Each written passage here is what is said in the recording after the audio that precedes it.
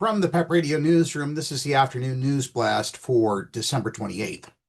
We reported last week that Lillian Bonsignore has been selected by New York City Mayor-elect Zohran Mamdani to be the next commissioner of the New York City Fire Department. Lillian Bonsignore has all the credentials to be commissioner of the New York City Fire Department.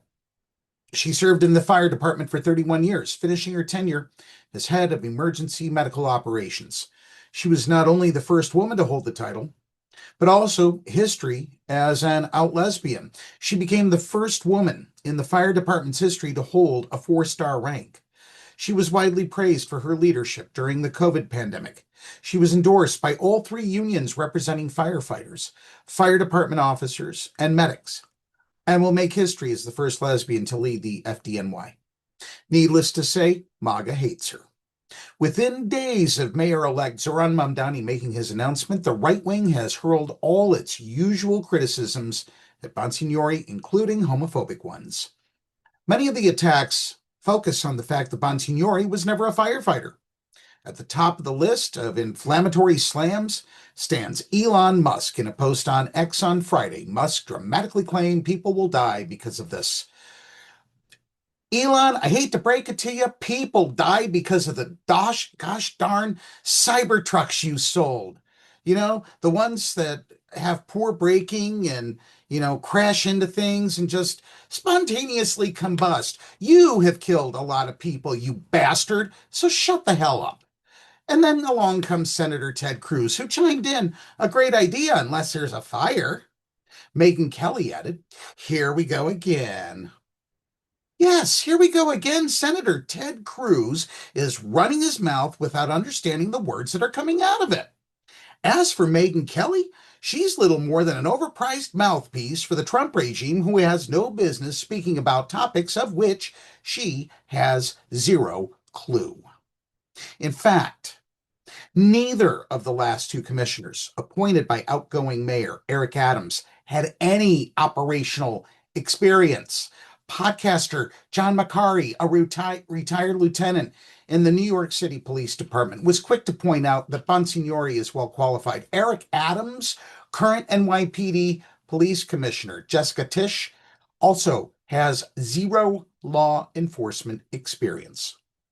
McCarry posted on X, Lillian Bonsignore has 30 years of Fire Department of New York EMS experience. The overwhelming majority of calls handled by firefighters are EMS runs. Homophobia was also part of the criticism of Bonsignore as well. The new FDNY chief doesn't know anything about firefighting, but is an expert in pronouns and pointing out perceived homophobia. Former Minnesota State Senator Sean Nenow posted, what could possibly go wrong there? Gee, Senator, could you possibly explain why you're in Minnesota, not New York? And 2, why is it former Minnesota? Could that be because you lost your election? Could that be because you aren't perceived as a popular enough person or you didn't do a good enough job? Maybe you need to sit in the back row behind Senators Ted Cruz and Megyn Kelly.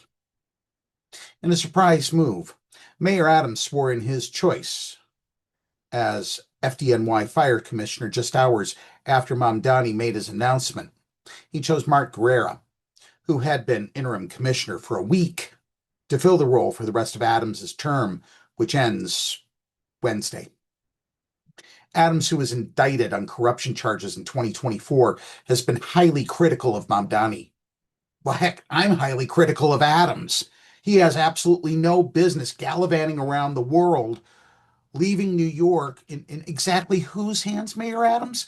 The year still has a few days left in it, so does your term.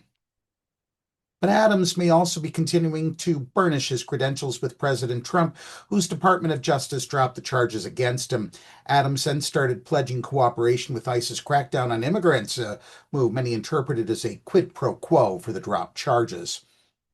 Sounds to me like Adams is in as thick with Trump as, the Kennedy Center whole debacle there. All the hand-picked dweebs that are running that place now. Adams denied the charges and that he struck any deal with the administration. Bullshit. Sorry, I had to sneeze.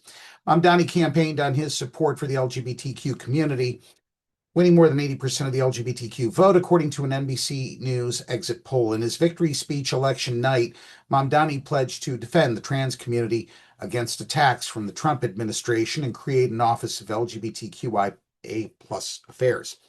That's the news blast for this hour. We are proud to continue to serve the LGBTQ plus community of Pennsylvania and around the world here on the Live 365 app, Roku, and Alexa. Did you know you can also listen to our station on the Pennsylvania Equality Project's website on the PEP Radio page? Visit paequality.com for more information. Up next, we have the Meadville area weather forecast here on PEP Radio.